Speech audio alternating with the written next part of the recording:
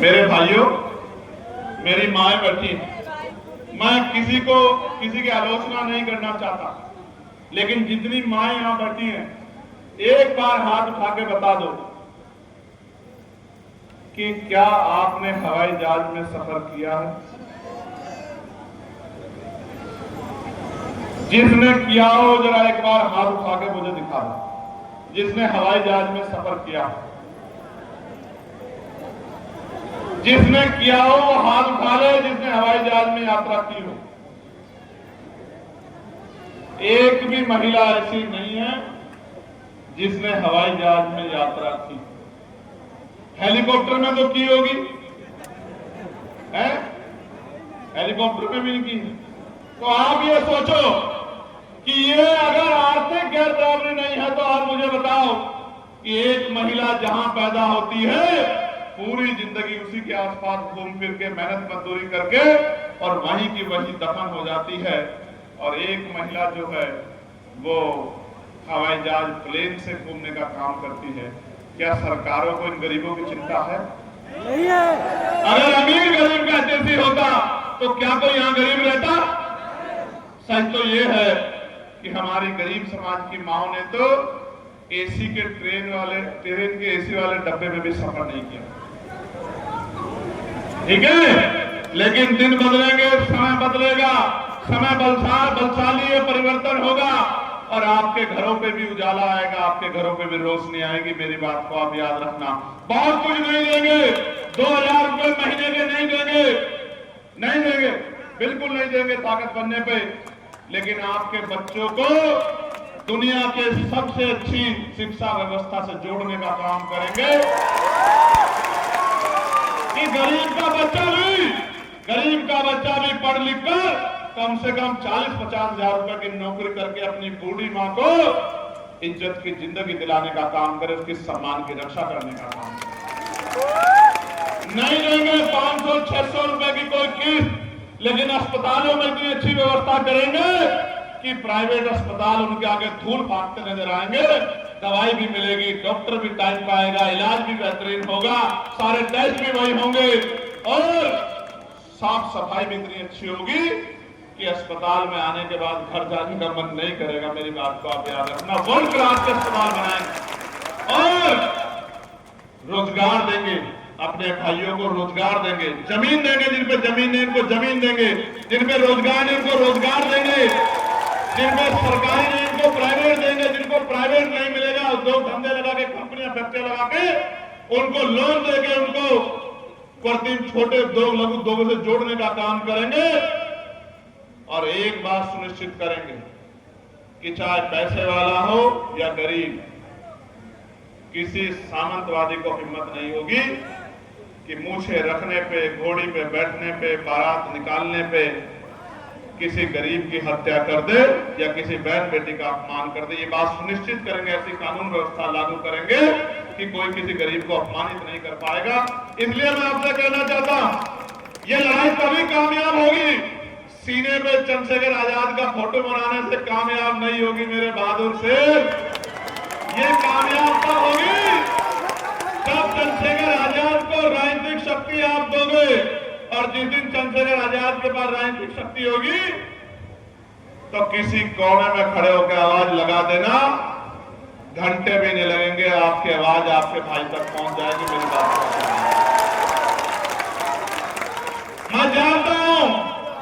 मैं जानता हूं कि आपके दिलों तक मेरी बात जाती है, मैं जानता हूं, लेकिन आप ये समझ लो कि जब तक आप ताकत नहीं दोगे तब तक आपके क्षेत्रों में बहुत बदलाव होने वाला नहीं। और मीडिया के बंधुओं के माध्यम से मैं ये भी कहना चाहता हूं कि उत्तर प्रदेश में मैं जाता हूं, सभी जिलों में सब कहते हैं बिजली नहीं है, पानी नहीं है, महंगाई है, बिजली के दाम ज्यादा है, मकान नहीं है, रोजगार नहीं है। तो जिनको आजमा चुके हैं उनको छोड़ो और आजाद समाज पार्टी से नाता जोड़ो और फिर देखो एक साल में कितनी समस्याओं का समाधान होता है। प्यारे भाइयों, आपने मुझे सुना, एक घोषणा मुझे और करनी, ये कल ही मेरे संज्ञान में आई, बड़ी महत्वपूर्ण है। अगर आप कहोगे तो करूंगा, अदरवाइज। कल मैंने पार्टी का अकाउंट देखा, और जब मैंने अकाउंट देखा तो मैं हक्का बक्का रह गया। मुझे ऐसा लगता है कि अगले 8-9 महीने के बाद पार्टी के ऑफिस का खर्च उठाने की स्थिति में भी हम लोग नहीं हैं। ये बड़ी, जब मैंने देखा मुझे बड़ी चिंता हुई कि पार्टी के ऑफिस का खर्च कैसे उठेगा। ये बड़ी तकलीफ दे बात है।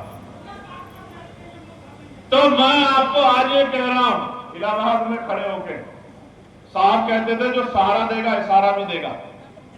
दुश्मन से सहारा लेके उसका काम करने के लिए मैदान में नहीं आए, ऐसी राजनीति कभी करेंगे नहीं, याद रखना मेरी बात।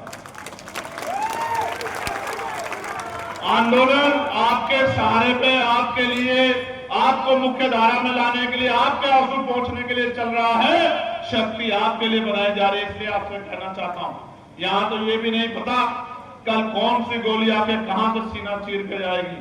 अगर डर होता तो लोहे के बक्से में रहता, फिर डी बनाता, 50-40-50 मीटर तक किसी कार्यकर्ता को नजदीक नहीं आने देता। कोई कार्यकर्ता के रूप में नीला साफा बांध के गोली ना चला दे। मौत एक दिन आनी, जिस दिन भी आएगी चेहरे पे घबराहट नहीं होगी। मेरी बात को आप याद रखें।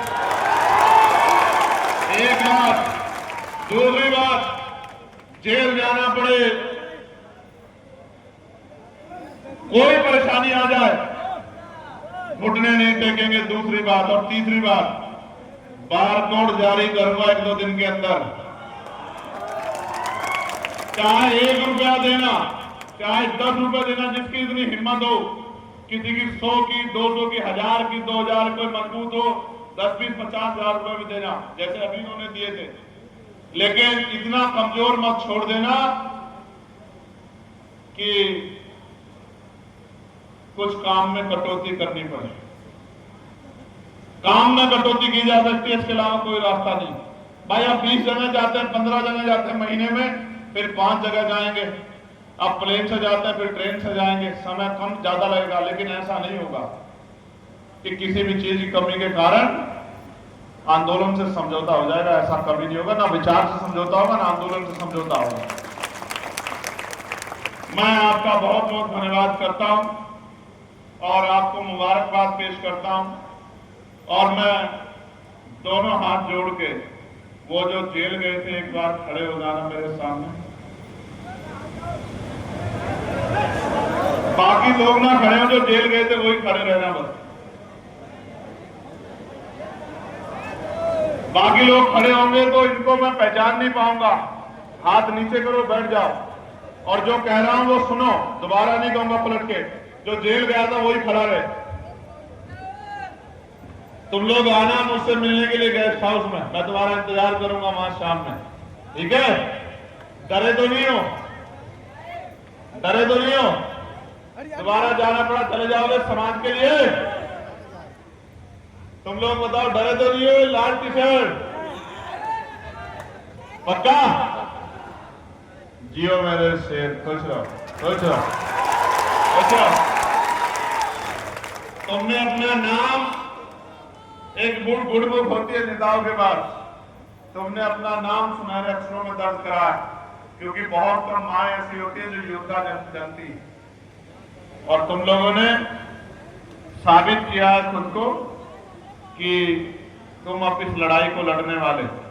तुम लोग आना मेरे पास मिलने के लिए शाम में, तुमसे मिलूंगा मैं। तुम्हारा असल तो मैं तुमसे मिलने आया हूं, मेरी बात को याद रखना, ठीक है? कार्यक्रम तो मैं रोज करता हूं, मैं तुम्हारा धन्यवाद करता हूं, लेकिन याद रखो ये लड़ाई, तुम निर्दोष होते जेल चले गए। सोचो, कानून को हाथ में लेने की एक कोशिश हमें कितना नुकसान पहुंचा सकती है, समझ रहे हो? बस इशारा बहुत है। मैं जानता हूं कि तुम लोग निर्दोष लोग, ठीक है? दोषी किसी के कब्जे में नहीं आता, दोषी घटना करता है, फरार हो जाता, ठीक है? खुश हो? जय भीम।